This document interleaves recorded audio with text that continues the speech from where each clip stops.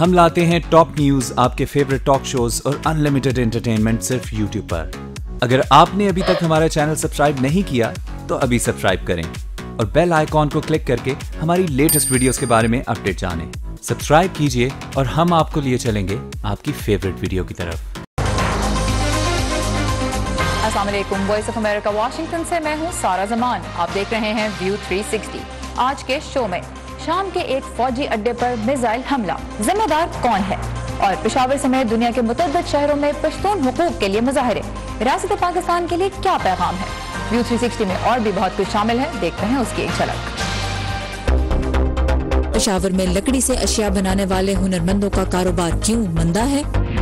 My dream is to work. اور شام سے آنے والے پناہ گزینوں کی پیرس میں مدد کا ایک مزیدار منصوبہ۔ شام کے سرکاری ذرائع ابلاغ کے مطابق آج الصبح اس کے تیاس نامی فوجی اڈے پر میزائل حملہ ہوا، جس میں کئی افراد ہلاک ہو گئے۔ یہ فوجی اڈا T4 کے نام سے بھی جانا جاتا ہے۔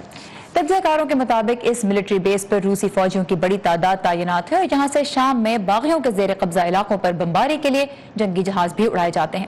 اس سے پہلے ہفتے کے روز شام کے شہر دوما میں باغیوں کے زیر قبضہ علاقے غوطہ پر ایک مبینہ کیمیائی حملہ ہوا، جس میں کم از کم 40 افراد کے ہلاک ہونے کی اطلاع ہے۔ اتوار کو امریکی صدر ڈونلڈ ٹرمپ نے حملے کی سخت مذمت کرتے ہوئے ٹویٹر پر اسے بے رحم عمل قرار دیا۔ انہوں نے صدر ولادیمیر پوٹن، روس اور ایران کو اس کا ذمہ دار قرار دیا، جو صدر ٹرمپ کے بقول وحشی اسد حکومت کی مدد کر رہے ہیں، اور یہ بھی کہا کہ ذمہ داروں کو بھاری قیمت چکانا ہوگی۔ اس وقت چلتے ہیں ندیم یعقوب کے پاس جو کیپٹل ہل پر ہیں۔ ندیم، ہم نے دیکھا کہ جب گزشتہ سال اپریل میں شام کے علاقے ادلیب میں کیمیائی حملہ ہوا تھا تو اس کے بعد امریکہ نے الشیرت ملٹری بیس پر 59 ٹاماہاک میزائل داغے تھے۔ اس مرتبہ غوطہ میں کیمیائی حملے کے بعد T4 کی جو میزائل بیس ہے اس پر حملہ ہوا ہے، تو امریکی محکمہ دفاع کا کیا کہنا ہے کہ امریکہ کا کوئی کردار ہے اس میزائل اٹیک میں؟ سر، پہلے تو شام نے اس حملے کے لیے جو میزائل اٹیک ہے اس کے لیے امریکہ پر الزام لگایا، لیکن محکمہ دفاع کے ترجمان کرسٹوفر شروڈ نے واضح کیا کہ امریکہ شام میں کوئی فوجی کارروائیاں نہیں کر رہا۔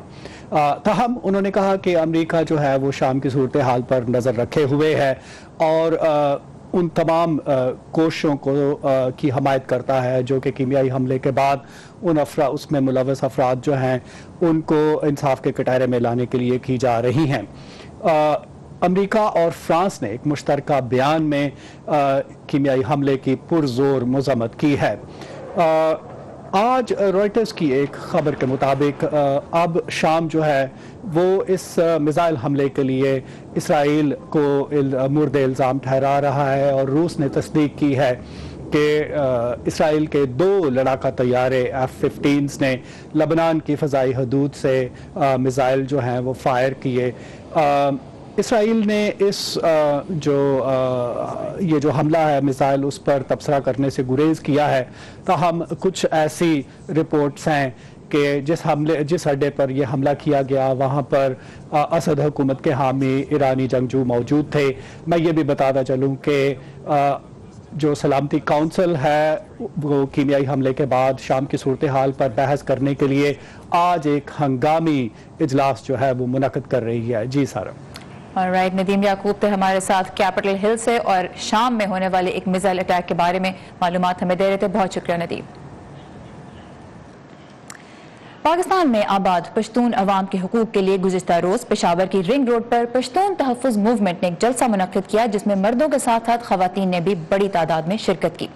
پشتون تحفظ موومنٹ کے مطالبات میں کراچی میں ماورائے عدالت قتل کا نشانہ بننے والے نقیب اللہ محسود کے کیس میں ملوث SSP ملیر راؤ انوار کو سزا دلانا، لاپتہ افراد کی واپسی اور عدالتوں میں پیشی، مبینہ طور پر ماورائے عدالت قتل ہونے والے افراد کے کیسز کی تحقیقات کے لیے عدالتی کمیشن کا قیام، قبائلی علاقوں سے بارودی سرنگوں کی صفائی اور فوجی چوکیوں پر پشتونوں کی مبینہ تذلیل روکنا شامل ہیں۔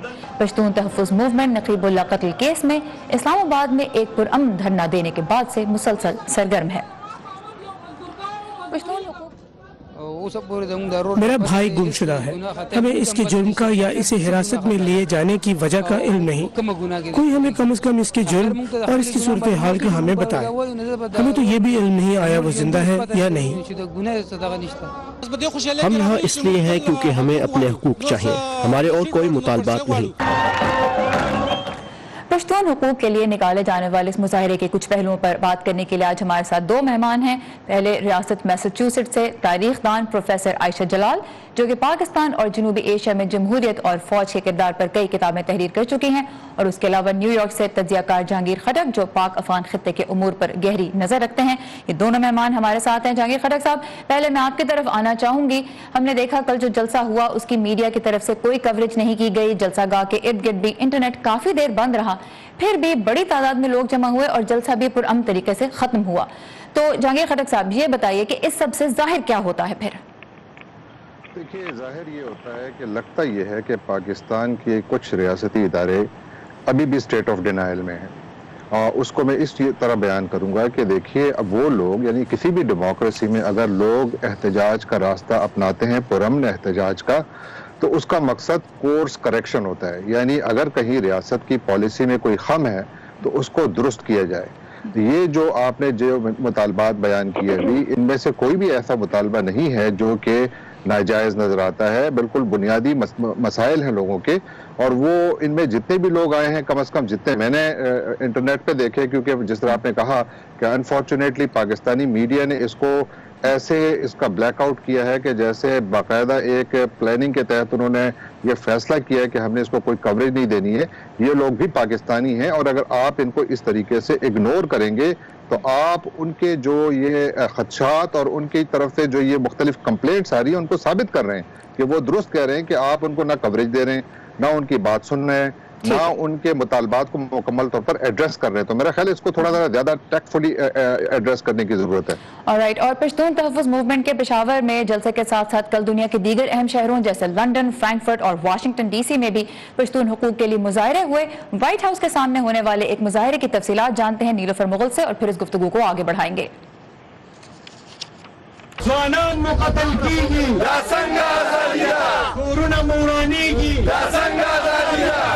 مظاہرین کا کہنا ہے تحریک تو ہر کوئی چلتی ہے, لیکن یہ بھی چلایا انہوں نے, لیکن حقوق تو سب کو مل رہے ہیں. یہ نہیں ہے کہ کسی کو حقوق نہیں مل رہے. جو پاکستان ہے سب مسلمان ہیں, چاہے پختون ہیں کہ پشاور کے ہیں یا جو بھی ہیں. یہاں پہ یہ نہ کسی ملک کے خلاف ہے نہ کسی ادارے کے خلاف ہے. ہم پاکستان میں پشتونوں کو یہ بتانا چاہتے ہیں کہ ہم ان کے مطالبات اور تحریک کی حمایت کرتے ہیں. پشتون اب اکٹھے ہو گئے ہیں اور اپنے حقوق مانگتے ہیں, جو کہ اچھی بات ہے. ان کے مطالبات جائز ہیں, قانونی ہیں, انہیں غدار نہ سمجھا جائے.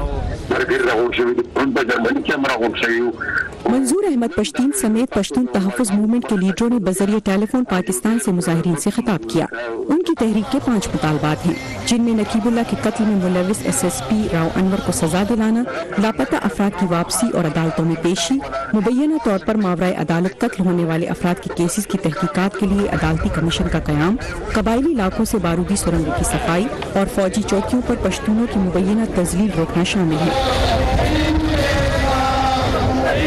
مظاہرین کے منتظمین کا کہنا تھا کہ وائٹ ہاؤس کے سامنے مظاہرہ کرنے کا مقصد ٹرمپ انتظامیہ سے یہ اپیل ہے کہ وہ پاکستان کی حکومت پر اس سلسلے میں سفارتی دباؤ ڈالے. تو یہی ہم مطلب وائٹ ہاؤس کے سامنے اس لیے کہ تاکہ یہ میسج پہنچے مطلب وائٹ ہاؤس کو بھی کہ وہ ہم ادھر جو پشتون امریکنز ہیں یا دوسرے جو ادھر رہ رہے ہیں پشتون, ایک تو یہ کہ ہم ود ان سالیڈیرٹی ان کے ساتھ کھڑے ہیں, دوسرے یہ کہ یہ لوگ جب بھی ان سے بات کریں تو ان کو اوپر پریشر ڈالیں. یہ ہمارا مطلب ان سے مطالبہ ہے. منتظمین کا کہنا ہے کہ پاکستان میں اگر پشتون تحفظ موومنٹ کے مطالبات پورے نہ کیے گئے تو امریکہ کے دیگر شہروں میں بھی جہاں جہاں پشتون آباد ہیں وہ مظاہرے منعقد کرنے کا ارادہ رکھتے ہیں. نیلوفر مغل, اردو VOA, واشنگٹن. ہم بات کریں پشتون تحفظ موومنٹ کے تحت پاکستان میں پشاور میں ہونے والے جلسے اور اس کے بعد دنیا کے دیگر حصوں میں ہونے والے مظاہروں کی بھی, اور آپ نے دیکھا نیلوفر مغل نے ہمیں بتایا کہ وائٹ ہاؤس کے سامنے جو مظاہرہ ہوا اس میں مظاہرین نے کیا کہا. آج اسی بارے میں بات کریں گے ہم 2 مہمانوں سے. نیو یارک سے ہمارے ساتھ ہیں تجزیہ کار جہانگیر خٹک, اور میساچوسیٹس سے تاریخ دان پروفیسر عائشہ جلال. پروفیسر جلال, میں آپ کی طرف آنا چاہوں گی. پاکستان میں سول رائٹس کی تحریکوں کی ایک لمبی تاریخ ہے جو نان وائلنٹ رہی ہیں, جن میں عدم تشدد کا عنصر بھی بہت نمایاں تھا. خواتین کی تحریک تھی, اس کے علاوہ ڈیموکریسی کے لیے ریسنٹ جو ہمیں یاد آتی ہے وہ لائرز کی موومنٹ تھی. جب ہم ان نان وائلنٹ موومنٹس کے تناظر میں پی ٹی ایم کی تحریک کو دیکھتے ہیں تو کن پہلوؤں پہ غور کرنا ضروری ہے؟ کیسے سمجھا جائے اس تحریک کو؟ دیکھیے پاکستان میں تو جمہوری جو نظام رہا ہے کمزور رہا ہے، اور یہ جو حکومتیں رہی ہیں انہوں نے سب یہ تحریکوں کو ایک شک میں دیکھا ہے کہ یہ کوئی بیرونی حکومت کوئی مدد کر رہی ہے ان کی. تو یعنی کہ ہمارے ملک میں ساری ٹریجڈی یہ رہی ہے کہ جو حقوق کی جو موومنٹس رہی ہیں ان کو گورنمنٹ نے اور جو اسٹیٹ ہے اس نے ان کو سسپیشسلی دیکھ کر ان کے ساتھ انگیج نہیں کیا، ود دا ریزلٹ کہ وہ بالکل پھر وائلنٹ ہو جاتی ہیں. یا پھر وہ بیکاز اس موومنٹ میں پروونشل سائڈ بھی تو ہے نا، یہ تو ریجنل رائٹس موومنٹ بھی بن رہی ہے، ایک قسم کی سٹیزنز رائٹس موومنٹ تو ہے ہی، مگر بیکاز آف دیٹ وہ اس کو ایک سیاسی پہلو سے دیکھیں گے.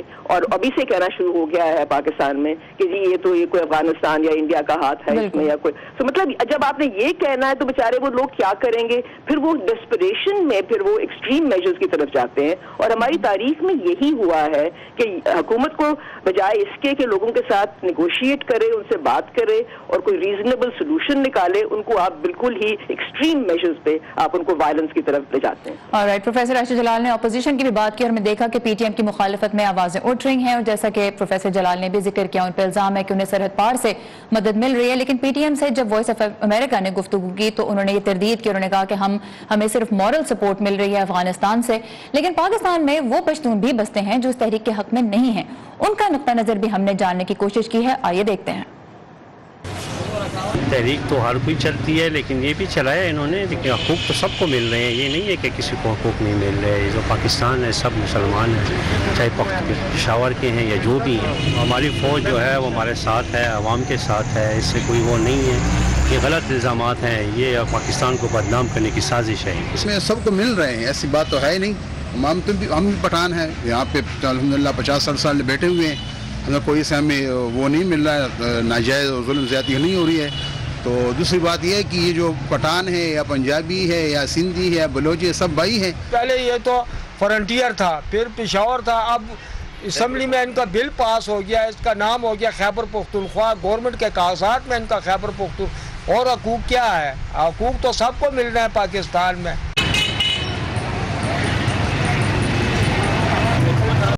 ہم نے دیکھا کہ پشتون تحفظ موومنٹ میں ہر کوئی بلیو نہیں کرتا، ہر کوئی اس کی حمایت نہیں کرا.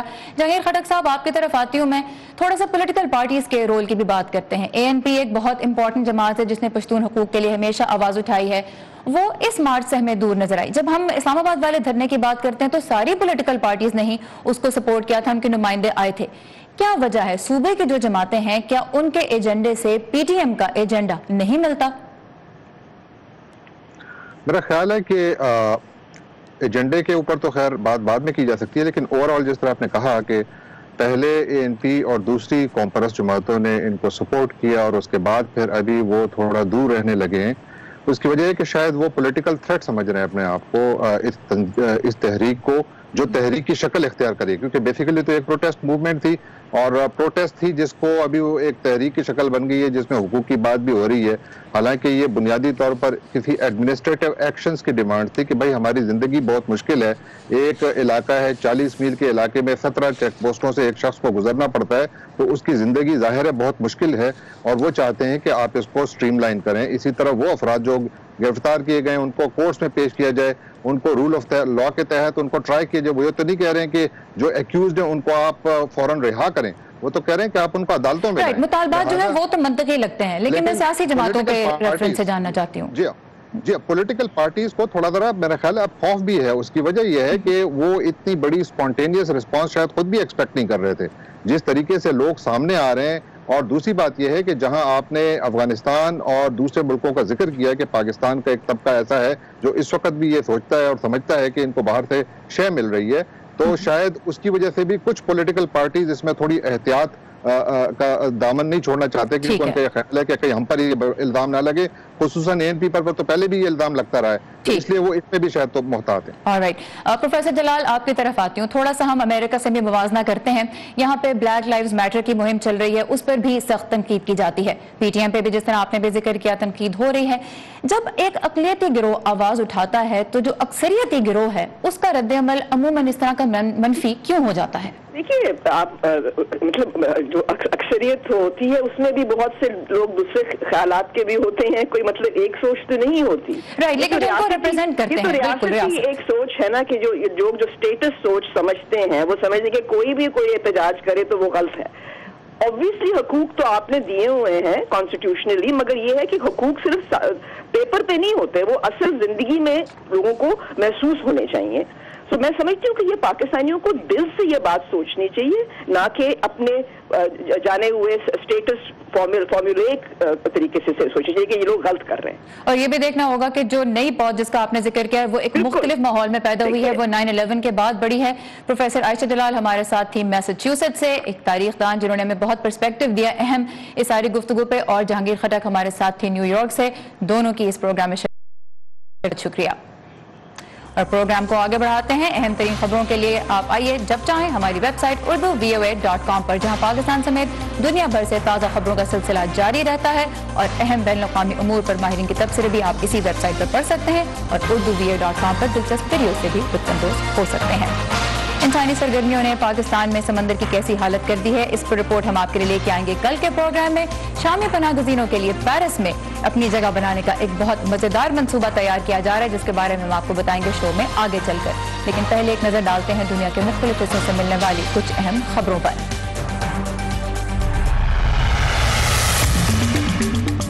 बरतानिया की यूरोपीय यूनियन से अलहदगी के अबूरी दौरानिये के मुआहदे में माहीगीरी से मुतालिक शराइत के खिलाफ बरतानिया में माहीगीरों ने एहतजाजी मुजाहरा किया।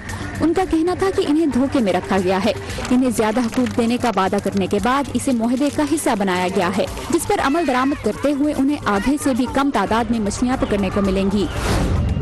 फ्रांस के मगरबी शहर नांटीस में कई सालों से एक एयरपोर्ट की तामीर रोकने के लिए धरने पर बैठे मुजाहिरीन को हटाने के लिए तकरीबन 2500 पुलिस एहलकारों ने ऑपरेशन किया। माहौल दोस्त एक्टिविस्ट्स, एंटी कैपिटलिस्ट्स और किसानों समेत मुजाहिरीन की बड़ी तादाद मुजव्वजा एयरपोर्ट के मकाम पर एहतजाजी कैंप लगाए बैठी थी। हुकूमत ने जनवरी में $710 मिलियन की लागत से एयरपोर्ट की तामीर के इस मंसूबे को इस जनवरी में तर्क कर दिया था। रेस्टोरेंट खुला है जो पनाह गुज़ीन शेफ्स को अपने खानों के जरिए अपनी शनाख्त उजागर करने और एक नए मुआशरे का हिस्सा बनने में मदद दे रहा है। आइए देखते हैं ये रिपोर्ट। एक बैंकर के तौर पर नबील आतर अपने आबाई मुल्क शाम से अक्सर यूरोप आते थे, लेकिन यहाँ उनका आखिरी सफर बहुत मुख्तलिफ हालात में हुआ।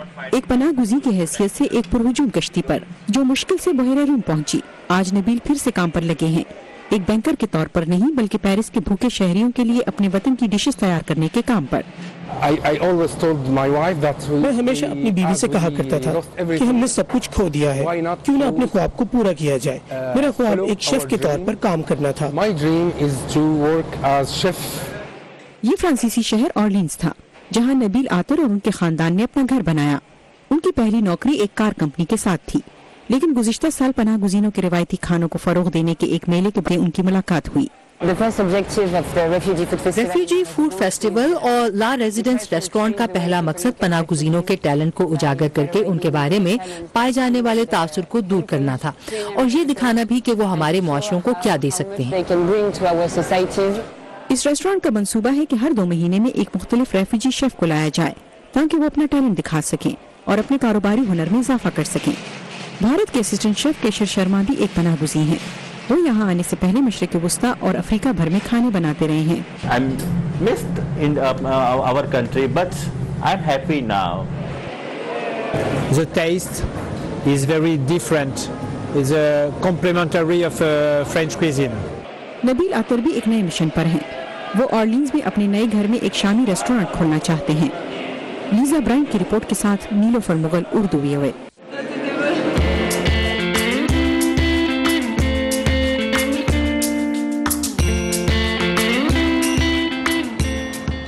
हाथ से अशिया बनाने का हुनर जहां मशीनों की आमद से मुतासर हुआ है, वहीं पाकिस्तान के सूबा खैबर पख्तूनख्वा में बहुत से कारीगरों का खानदानी पेशा पाक अफगान खित्ते के हालात की नजर भी हो रहा है।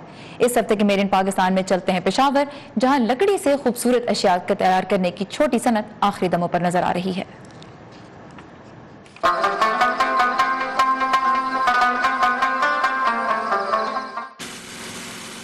जाहिद अली पेशावर के इलाके गड़ी खाने में लकड़ी से मुजस्मे और घरेलू सजावट की अशिया बनाने का काम करते हैं। जाहिद अली का खानदान गुज़िश्ता 3 नस्लों से इस काम से वाबस्ता है। दादा थे उसके फैमिली वर्क आ रहा है ना यहाँ पे, تو اس وقت سے یہ لوگ ہم کام کر رہے ہیں. ہمارے ابو تھے, دادا بھی تھے, ابو کام کر رہے, تقریباً 50-60 سال ابو کے ہو گئے. لکڑی کے چھوٹے ٹکڑوں کو کاریگر پہلے سے بنائے گئے ڈیزائن یا نمونے کے مطابق بجلی سے چلنے والی چھوٹی مشینوں کے ذریعے نہایت مہارت کے ساتھ کاٹتے ہیں. اس کے بعد کاریگر ہاتھوں اور دوسرے اوزاروں کے ذریعے کندہ کاری اور سجاوٹ کا کام کرتے ہیں. ایک درمیانے سائز کے مجسمے پر 3 سے 4 دن اور تقریباً 7 سے 8 ہزار روپے تک کا خرچہ آتا ہے. ہم ووڈ کے جو ہے اینیمل بناتے ہیں, اور اینیمل میں ہاتھی, گھوڑے, اونٹ وغیرہ ہو گئے, اور جو ماڈل وغیرہ لوگ دے دیتے ہیں آرڈر پہ, یا اور کوئی ایسی ڈیکوریشن ہینڈیکرافٹ کی جو چیز بھی ہو ہم بنا لیتے ہیں. پشاور کے اندرونی حصے میں اس علاقے میں کچھ سال قبل 20 سے زائد دکانیں اور چھوٹے کارخانے تھے, تاہم اب یہاں گنتی کی چند دکانیں ہی باقی ہیں. عبدالرشید کا کام بھی کاروبار میں کمی سے متاثر ہوا ہے. ہمارے ملک میں دہشت گردی, ہمارے لیے تو دہشت گردی ہم تو نہیں چاہتے. اس لیے نہیں چاہتے کہ ہم تو کاروباری لوگ ہیں. ہم کہتے ہیں کہ جتنا امن ہو, جتنا سکون ہو, باہر سے ٹورسٹ آئیں گے, چیزیں خریدیں گے, ہم بنائیں گے. پشاور یونیورسٹی کے شعبہ صحافت و تعلقات عامہ کے اسسٹنٹ پروفیسر و تجزیہ کار بغزمان یوسف زئی کے مطابق پاکستان کے اپنے ہمسایوں کے ساتھ تجارتی تعلقات, سیاست اور دوسرے کئی عوامل مل کر یہاں کے کاروبار پر اثر انداز ہو رہے ہیں. اس میں پولیٹیکل ریزنز بھی ہیں. ٹریڈرز جو کمیونٹی ہے, جو تاجر برادری, ان کی اپنی کچھ کنسرنز ہوتی ہیں, ان کے اپنے کچھ پرائیورٹیز ہوتی ہیں. تو یہ ساری چیزیں ہم ہولی سولی اس کو وار اینڈ ٹیرر کے ساتھ یا عسکریت پسندی کے ساتھ نہیں جوڑ سکتے. اور بھی ریزنز ہیں, لیکن چونکہ وہ ڈومینیٹ کرتی ہے تو ظاہر ہے کہ ہم اس کو اسی کانٹیکسٹ میں دیکھتے ہیں. لیکن اب حالات بہتر ہیں. شدت پسندی ہو, غیر ملکی سیاح یا ہمسایوں کے ساتھ تجارتی تعلقات میں کمی, مگر اس سے یہاں کے یہ چھوٹے کاروباری افراد سب سے زیادہ متاثر ہو رہے ہیں. اگر حکومت ان کی مصنوعات کو بین الاقوامی نمائشوں تک رسائی کو ممکن بنائے تو شاید ان کے مسائل میں کمی لائی جا سکتی ہے. عمر فاروق, اردو VOA, پشاور. یہ تھا ہمارا آج کا ویو 360. اپنی رائے اور تجاویز دینے کے لیے آئیے ہمارے فیس بک پیج پر, ایڈریس ہے facebook.com/VOA اردو. اور تازہ ترین خبروں کے لیے فالو کیجیے ہمارا ٹویٹر ہینڈل @urduVOA. سارا زمان کو اجازت دیجیے. خدا حافظ.